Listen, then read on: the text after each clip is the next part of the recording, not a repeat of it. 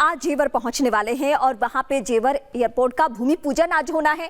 आज ऐतिहासिक दिन है, इस बात का जिक्र सीएम योगी आदित्यनाथ भी कर चुके हैं और पीएम मोदी भी कर चुके हैं। तो इस वक्त की सबसे बड़ी खबर, और एशिया का सबसे बड़ा एयरपोर्ट बनने जा रहा है और सबसे बड़ी बात आईजीआई एयरपोर्ट से इसकी कनेक्टिविटी इस तरीके से कर दी जानी है, सीधी सड़क जिसमें महज 1 घंटे का वक्त आपको लगेगा इस एयरपोर्ट पे पहुंचने के लिए। और पूरा एनसीआर इलाका जो है उसके लिए तो फायदेमंद है ही है, लेकिन जो दूसरे लोग विदेशी यात्रा करने के लिए दिल्ली पहुंचते हैं उनके लिए भी सहूलियत है। और आप इस बात से भी बिल्कुल परेशान नहीं हो सकते हैं कि आईजीआई और इस जेवर एयरपोर्ट की दूरी आपस में बहुत है, तो इसके वजह से परेशानियां हो सकती है। लेकिन आने वाले दिनों में, यानी डेडलाइन कब की है, 2024 की, तो 2024 से पहले सरकार को यह भी कदम उठाना है कि सीधी सड़क कहां तक, जेवर एयरपोर्ट तक, और इससे आपको सहूलियत होने वाली है।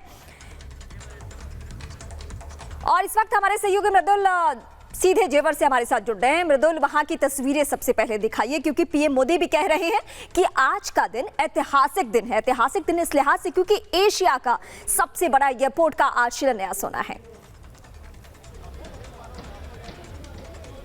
बिल्कुल, सबसे पहले मैं आपको मंच की तस्वीरें दिखाना चाहूंगा, क्योंकि ऐतिहासिक दिन है तो उसी तरह से मंच को सजाया भी गया है। और आप देखिए, मंच के ठीक बीच में लिखा हुआ है कि फ्यूचर इज हियर, यानी कि भविष्य यहां पर है। और यही प्रधानमंत्री नरेंद्र मोदी के ट्वीट से भी समझ में आ रहा है कि भविष्य यहां पर है। टूरिज्म की बात उन्होंने की, कॉमर्स की बात की, यानी उद्योग की बात की है, तो यहां पर उद्योग स्थापित होंगे, रोजगार मिलेगा। और अभी जब हमने युवाओं से बात की तो उन्होंने भी यही कहा कि रोजगार के लिए बहुत बड़ी बात है, उत्तर प्रदेश के विकास के लिए बहुत बड़ी बात है। और आज यहां पर जो आधारशिला रखी जाएगी वो प्रगतिशील उत्तर प्रदेश की एक नई उड़ान रहेगी। आप इसको ऐसे समझ सकते हैं, जैसा आपने कनेक्टिविटी की बात की, दिल्ली से यहां की कनेक्टिविटी सीधे मेट्रो से इसे जोड़ा जाएगा। और अगर मेट्रो से जुड़ेगा ये देश का सबसे बड़ा एयरपोर्ट, एशिया का सबसे बड़ा एयरपोर्ट, तो आप समझ सकते हैं कि किस तरह से उत्तर प्रदेश का विकास होगा। क्योंकि उत्तर प्रदेश को अगर विकास के पथ पर आगे बढ़ाना है तो उसकी आधारशिला आज यहीं से रखी जाएगी। इसलिए प्रधानमंत्री नरेंद्र मोदी ने अपने ट्वीट में साफ कर दिया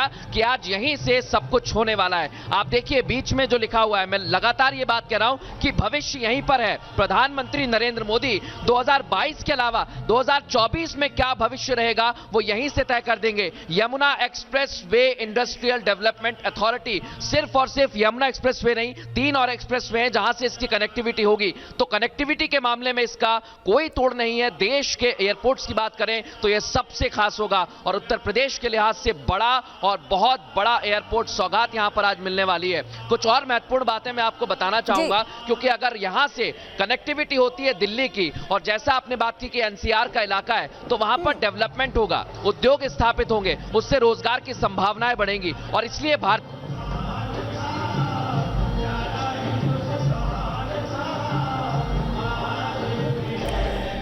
ये तस्वीर आप देखिए, इसी पे हम फोकस करते हैं। चूंकि रोजगार का जिक्र आप कर रहे हैं, वाकई एनसीआर के लोगों को फायदा पहुंचने ही वाला है। और इस बीच जो सियासत हो रही है, हम जरा अपने दर्शकों को ब्रीफ कर दें कि सियासत एक तरफ रखिए, लेकिन आप सिर्फ और सिर्फ इस बात से खुश होइए कि जो ये पूरा इलाका है, सिर्फ एनसीआर ही नहीं बल्कि उत्तर प्रदेश के कई जिलों के लोग यहाँ आ सकते हैं, दूसरे प्रदेशों के लोग भी आ सकते हैं। अगर एशिया का सबसे बड़ा एयरपोर्ट बन रहा है तो यकीनन रोजगार के लिए संभावनाएं भी है। मृदुल, यही बातें आप दर्शकों को बता भी रहे थे, वो बातें पूरी कीजिए।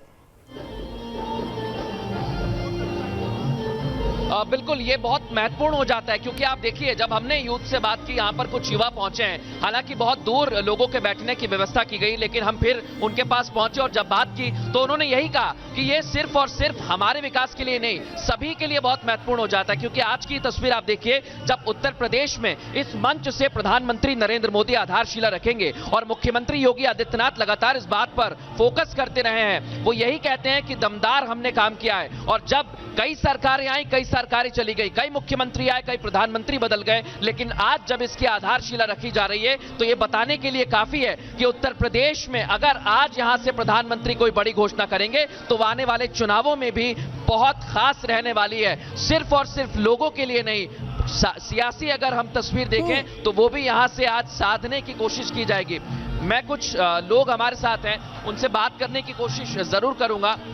मैं कैमरामैन से कहूंगा कि वो हमारे साथ आ जाएं, क्योंकि यहाँ पर जो अभी तक की तस्वीर हम देख पा रहे हैं वो यही है कि उत्तर प्रदेश की सियासत से लिए तो बहुत महत्वपूर्ण हो जाता है, लेकिन जो तस्वीर अभी तक हम देख पा रहे हैं वो यही बताने के लिए काफी है कि आज की जो विकास की आधारशिला रखी जाएगी वो आने वाले भविष्य के लिए बहुत महत्वपूर्ण होने वाली है। खासकर सियासी पार्टियों के लिए निशाना जरूर साधा जा रहा है, हमले जरूर किए जा रहे हैं, लेकिन आज यहां इस मंच से जो तस्वीर भारतीय जनता पार्टी दिखाना चाहती है वो यही दिखाने की कोशिश करेगी कि सियासी रफ्तार तो वो दे ही रही है, एक्सप्रेसवे तो बना ही रही है, लेकिन कनेक्टिविटी के मामले में, उद्योग के मामले में यहां से एक ऐसा संदेश दिया जाएगा जो 2022 और 2024 को साधने के लिए काफी होगा। तो ये तस्वीर आज उत्तर प्रदेश ही नहीं पूरे देश के लिए बहुत बड़ी हो जाती है, क्योंकि देश का सबसे बड़ा अंतर्राष्ट्रीय हवाई अड्डा आज यहां से आधारशिला उसकी रखी जाएगी और यहीं से प्रगतिशील उत्तर प्रदेश की एक नई उड़ान भरी जाएगी। रनवे पर उत्तर प्रदेश दौड़ पड़ेगा और यहां पर एक नई उड़ान भरने के लिए तैयार रहेगा। तो ये बहुत कुछ कहती है। आज यहां से अगर हम पूरे पंडाल को देखेंगे, पूरे प्रांगण को देखेंगे, धीरे धीरे लोगों के जुटने का सिलसिला भी शुरू हो गया है। और जब हमने उनसे बात की तो उनका भी यही कहना था कि इस तस्वीर से चाहे उत्तर प्रदेश की बात हो या देश भर की बात हो, विकास बहुत महत्वपूर्ण होता है। और अगर यहां पर उद्योग स्थापित होंगे, उद्योग स्थापित होने के बाद अगर आप बात करेंगे, कई सारी कंपनियां यहां पर हजारों करोड़ का निवेश करने वाली हैं। फूड पार्क यहां पर स्थापित किए जाएंगे। फूड पार्क के अलावा यहां पर कई सारी ऐसी कंपनीज आएंगी जो उत्तर प्रदेश के विकास में मील का पत्थर साबित होने वाली है। इसलिए हम कह रहे हैं कि आज ये नई उड़ान जो है ये 2024 तक का संदेश देने के लिए काफी है। 2022 में जरूर इसका फायदा मिलेगा, लेकिन जैसा लगातार हम दर्शकों को बता रहे हैं 2024 में यहां से पहली उड़ान भरी जाएगी। उससे पहले भारतीय जनता पार्टी हो या भारतीय जनता पार्टी की जितनी भी सरकारें यहां पर रही हैं, उनके लिए सबसे बड़ी विकास की तस्वीर आज इस मंच से भारतीय जनता पार्टी की सरकार देने वाली है, प्रधानमंत्री नरेंद्र मोदी देने वाले हैं। और ट्वीट करके उन्होंने भी लिखा है कि ये नई भारत की उड़ान है, ये नए भारत का सपना है, सपने को साकार करना है। क्योंकि आप देखिए 8 गांव हैं, 8 ऐसे गांव जिनकी जमीन को एक्वायर किया गया। मृदुल, मैं आपके पास लौटूंगी। ये बड़ी बातें हैं, वाकई विकास की बातें हो रही है इस चुनाव में। ये सबसे बड़ी उपलब्धि के तौर पर हम देख सकते हैं, क्योंकि कुछ लोगों की शिकायत थी, कुछ लोग इस पे सियासत कर रहे थे कि धर्म का एंगल आ जाता है, जाति का एंगल आ जाता है। लेकिन पूर्वांचल एक्सप्रेस के बाद अब जेवर एयरपोर्ट का जिक्र होना ही अपने आप में संकेत है कि चुनाव में विकास की बातें हो रही है। लेकिन इस बीच केंद्रीय नागरिक उड्डयन मंत्री ज्योतिरादित्य सिंधिया क्या कहते हैं, सुनिए उनको आप जरा। तो ये हवाई अड्डा भारत का नवरत्न आने वाले समय में बनेगा। इसी के साथ ये बात भी मैं रेखांकित करना चाहता हूं कि जिस उत्तर प्रदेश में एक ज़माने में केवल 70 सालों के लिए केवल 2 हवाई अड्डे होते थे, आज उसी उत्तर प्रदेश में पिछले 7 सालों में ये 9वां हवाई अड्डा की शुरुआत की जा रही है। 9 हवाई अड्डे कुशीनगर के साथ बन चुके थे। ये 10वां हवाई अड्डा का भूमि पूजन किया जा रहा है और अति शीघ्र वही उत्तर प्रदेश में हम लोग 17 हवाई अड्डे अकेले देखेंगे। और ये सब अगर संभव है तो प्रधानमंत्री जी का संकल्प, प्रधानमंत्री जी का लक्ष्य कि उड़े देश का आम नागरिक और यातायात की प्रजातंत्रीकरण और यातायात की लोकतांत्रिकरण, इस संकल्प को साकार करके प्रधानमंत्री जी ने देश की जनता को समर्पित किया है।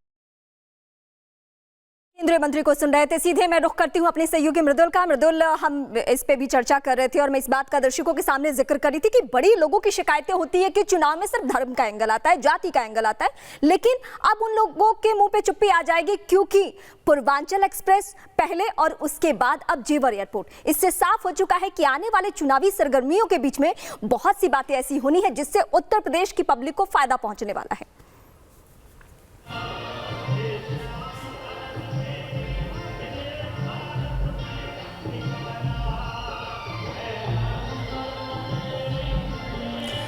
फिर से जुड़ने की कोशिश रहेगी, लेकिन तस्वीरों के जरिए, ग्राफिक्स के जरिए और बड़ी बातें हम आप तक पहुंचा रहे हैं कि इस एयरपोर्ट को लेकर क्या कुछ तैयारी है, कैसे प्लानिंग है। पहले फेज में 1300 हेक्टेयर पर काम होगा और 2024 वो डेडलाइन है। 10,000 करोड़ की लागत, उससे ज्यादा की लागत और सालाना 1 लाख से ज्यादा यात्री, 1 लाख करोड़ से ज्यादा यात्री उड़ान भर सकेंगे। 20 मीट्रिक टन का कार्गो टर्मिनल, ये बड़ी बातें हम आपको बता रहे हैं। ज्यूरिख एयरपोर्ट को निर्माण का काम सौंपा गया है।